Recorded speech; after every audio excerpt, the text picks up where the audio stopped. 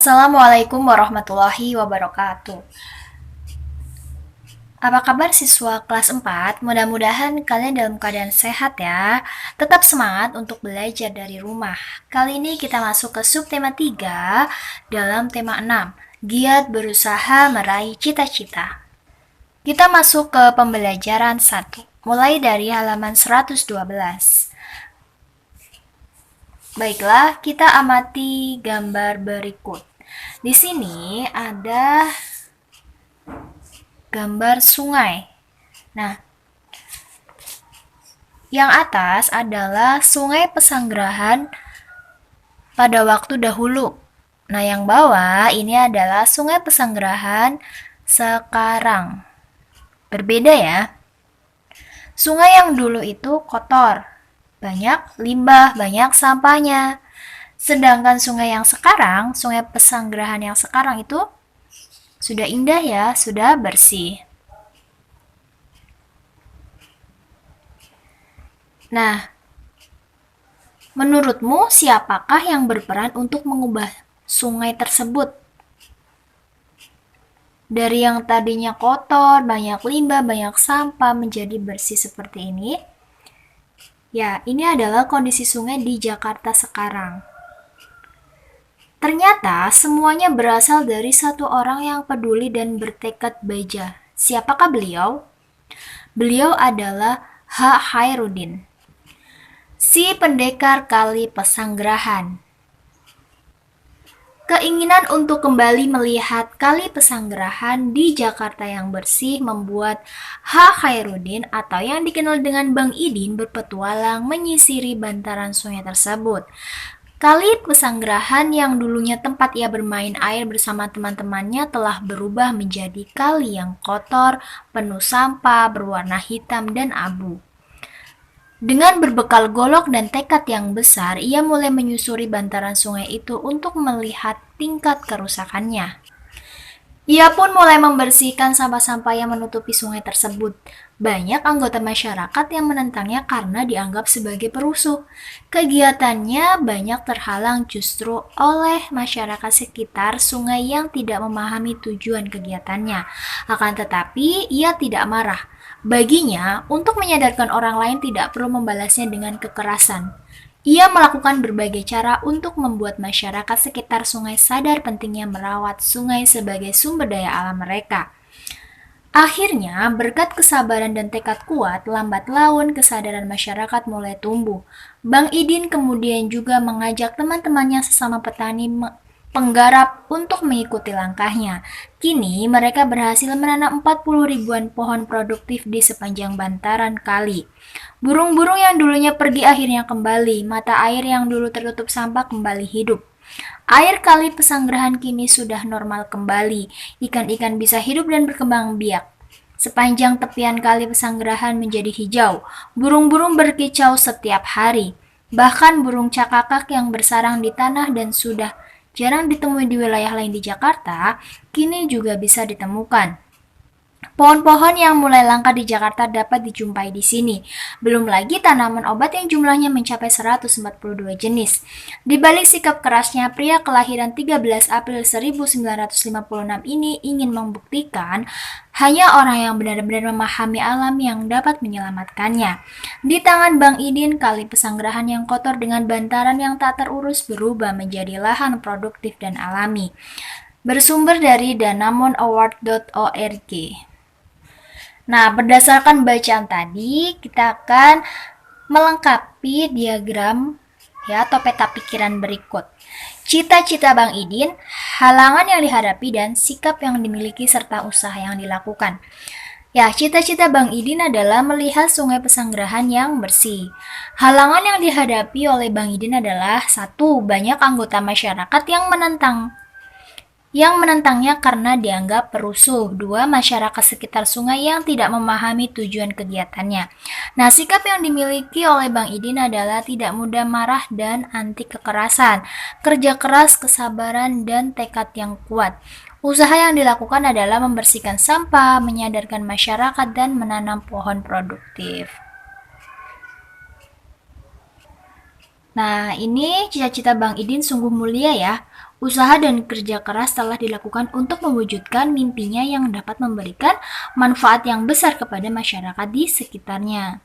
Nah, ada banyak orang seperti Bang Idin yang bercita-cita untuk selalu menjaga dan melestarikan alam sekitarnya. Nah, di sini ada puisi untuk para pelestari lingkungan Indonesia berjudul Penjaga Alamku karya Dekaritas. Nah, Penjaga Alamku karya Dekaritas. Kau tidak pernah lelah. Kau tidak pernah putus asa. Kau tidak pernah menyerah, mencintai alam di mana kau dibesarkan. Angin dan badai adalah sahabatmu. Hujan dan panas adalah penolongmu. Air sungai adalah kehidupanmu. Alammu adalah ibumu. Maka engkau menjaganya. Maka engkau memeliharanya. Maka engkau merawatnya.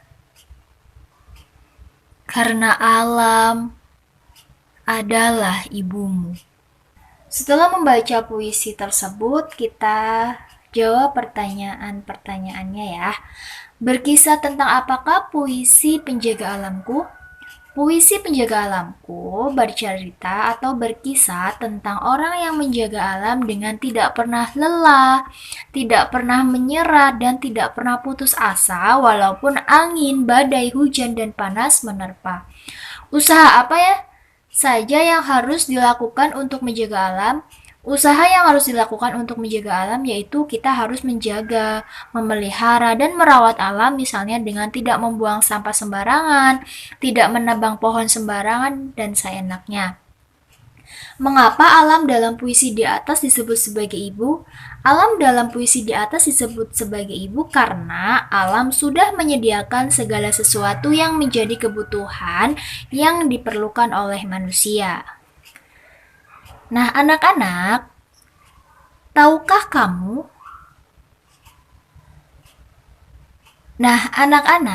Tahukah kalian, deklamasi merupakan salah satu cara membacakan puisi tanpa menggunakan teks puisi. Biasanya, orang yang mendeklamasikan puisi harus menghafalnya terlebih dahulu. Membaca puisi memerlukan pelafalan yang jelas dan intonasi yang tepat. Selain itu, pemenggalan kalimat juga harus diperhatikan. Dengan demikian, puisi tersebut akan enak didengar dan mudah dipahami isinya. Contoh untuk menentukan jeda. Nah, di sini ada satu baris. Kau adalah para penyelamat negeri. Ya, catatannya di sini ada tanda garis miring 1, garis miring 2, garis miring 3. Nah, artinya apa? Garis miring 1 berhenti sebentar untuk bernapas, biasanya pada koma atau di tengah baris. Garis miring 2 berhenti agak lama atau biasanya koma di akhir baris yang masih berhubungan dengan baris berikutnya. Garis miring 3 artinya berhenti lama sekali, biasanya pada titik baris terakhir atau pada akhir puisi. Nah, kita lihat baris contohnya ya. Di sini ada garis miring 2, kemudian garis miring 1, garis miring 2 lagi. Kita coba terapkan untuk membaca baris contoh menentukan jeda. Kau adalah para penyelamat negeri. Deklamasi itu membacakan puisi dengan disertai lagu dan gaya. Saat mendeklamasikan sebuah puisi akan lebih bagus lagi jika kamu tidak membawa teks puisi, artinya tanpa teks ya. Nah, jadi teks puisi harus dihafalkan terlebih dahulu. Membaca puisi memerlukan pelafalan yang jelas dan intonasi yang tepat. Selain itu, pemenggalan kalimat juga harus diperhatikan. Dengan demikian, puisi akan enak didengar dan mudah dipahami isinya. Nah, di sini ada contoh pemberian tanda jeda pada kutipan puisi ya. Coba kita baca ya sesuai dengan tanda jedanya. Cita-citaku setinggi langit. Cita-citaku menggantung di angkasa. Kan ku gapai dengan usaha keras. Puisi atau sajak dapat dibaca dalam hati atau dengan suara keras. Beberapa hal yang harus diperhatikan pada saat membaca puisi dengan keras sebagai berikut ya. Yang pertama, lafal. Lafal adalah pengucapan bunyi bahasa yang sesuai alat ucap yang digerakkan. Saat membaca puisi, pengucapan huruf A, I, U, E, O harus jelas. 2. Intonasi adalah lagu membaca yang meliputi penggalan kata dan tinggi atau rendahnya suara pada saat membaca larik demi larik puisi. Intonasi merupakan perubahan nada saat berbicara. 3. Tekanan adalah keras atau lembutnya pengucapan bunyi. Gerak tubuh meliputi gerak seluruh anggota tubuh seperti kaki, tangan, badan, dan kepala sesuai dengan isi puisi yang dibaca. 5. Mimik adalah ekspresi atau perubahan wajah sesuai dengan karakteristik dan suasana, misalnya sedih, semangat, atau gembira yang digambarkan pada puisi yang dibaca. 6. Pandangan mata adalah arah mata memandang yang ditujukan ke segala penjuru tempat penonton berada. Nah, ini adalah hal yang harus diperhatikan ketika kamu membaca puisi dengan keras. Ada lafal, intonasi, tekanan, gerak tubuh, mimik, dan pandangan mata. Kita lanjutkan ke mapel IPA, muatan IPA. Indonesia memiliki berbagai sumber daya alam yang dapat memenuhi kebutuhan hidup seluruh warga penduduknya. Sumber daya alam hayati dan sumber daya alam mineral dalam berbagai rupa tersedia melimpah di Indonesia. Akan tetapi, tidak berarti sumber daya alam itu dapat dikuras habis untuk memenuhi kebutuhan manusia. Sumber daya alam mineral merupakan sumber daya alam yang tidak dapat diperbarui. Jenis sumber daya alam tersebut memerlukan waktu yang sangat lama dalam pembentukannya. Waktunya tidak sebanding dengan cepatnya sumber daya alam itu digunakan untuk kebutuhan hidup manusia. Sumber daya alam mineral yang dimaksud berupa batuan dan bahan tambang. Batuan dapat berupa pasir, tanah liat, dan semen. Bahan tambang berupa emas, besi, batu bara, dan minyak bumi. Sumber daya alam hayati berupa tumbuhan dan hewan yang menjadi sumber makanan manusia. Selain itu, tumbuhan dan hewan berperan untuk menjaga keseimbangan alam. Bencana alam yang terjadi salah satunya karena keseimbangan alam terganggu. Banjir di Jakarta karena sungai-sungai yang tidak terpelihara atau sungai-sungai yang tidak dipelihara dan dijadikan tempat pembuangan sampah. Hal ini menyebabkan kerugian yang sangat besar baik bagi manusia maupun bagi makhluk hidup lainnya. Alam dan sumber daya alam memang harus dijaga agar lestari. Semua orang dapat melakukan sesuatu untuk menjaga dan memeliharanya. Jika alam rusak, manusia dan makhluk hidup lainnya akan kehilangan tempat tinggal dan sumber kehidupan. Oleh karenanya, manusia harus berusaha menjaganya. Salah satunya adalah dengan mengampanyekan usaha sederhana memelihara lingkungan melalui poster. Masih ingatkah kalian dengan poster? Poster biasanya itu berisi informasi, ajakan, dan himbauan. Oke, ini adalah contoh poster pelestarian lingkungan alam. Poster ini berisi ajakan untuk melestarikan lingkungan alam dengan cara melakukan penghijauan. Ada gambarnya, ada kalimatnya.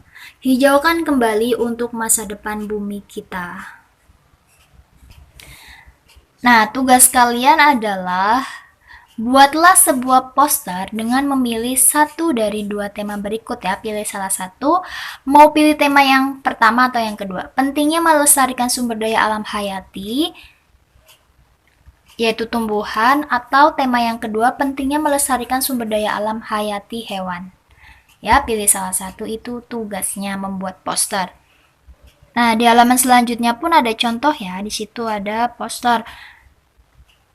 Kalimatnya, jangan lupa buang sampah pada tempatnya, sayangi bumi kita. Bagus ya posternya. Kemudian yang satunya, bumiku rumahku. Ini adalah beberapa contoh poster. Oke, selanjutnya kita akan menjawab 3 pertanyaan ini. Bagaimana manusia dan makhluk hidup lainnya memanfaatkan sumber daya alam? Ya, manusia memanfaatkan sumber daya tumbuhan untuk apa saja? 1. Mengurangi polusi karena menyerap karbon dioksida. 2. Penyejuk lingkungan karena tumbuhan menghasilkan oksigen. 3. Peneduh tempat yang panas dari sengatan sinar matahari. 4. Mencegah terjadinya erosi, tanah longsor, dan banjir. 5. Penghasil bahan makanan dan minuman dari tumbuhan. Lalu manusia memanfaatkan sumber daya hewan untuk apa saja? Yang pertama, sebagai hewan peliharaan. 2. Sebagai alat transportasi. 3. Sebagai bahan makanan, yaitu daging, susu, telur. 4. Meringankan pekerjaan manusia. 5. Dapat diperjualbelikan sehingga mendapat uang. Mengapa sumber daya alam tersebut harus dilestarikan? Sumber daya alam harus dilestarikan agar tetap terjaga kelestariannya sehingga kebutuhan manusia dapat terpenuhi. Akibat apa sajakah yang akan timbul jika sumber daya alam tersebut tidak dilestarikan? Akibat jika sumber daya alam tidak dilestarikan. 1. Terjadi bencana alam seperti banjir dan tanah longsor. 2. Terjadi kerusakan lingkungan. 3. Banyak tumbuhan yang punah dan binatang yang punah. 4. Persediaan sumber daya alam menipis. 5. Kebutuhan manusia seperti sandang, pangan, dan papan tidak terpenuhi. Ya, itulah mengapa kita harus melestarikan sumber daya alam. Jika tidak dilestarikan, maka akan timbul akibat-akibat ini. Oke, pembahasan pembelajaran 1 dalam subtema 3 telah selesai. Semoga video ini bermanfaat ya. Jangan lupa dikerjakan tugas posternya.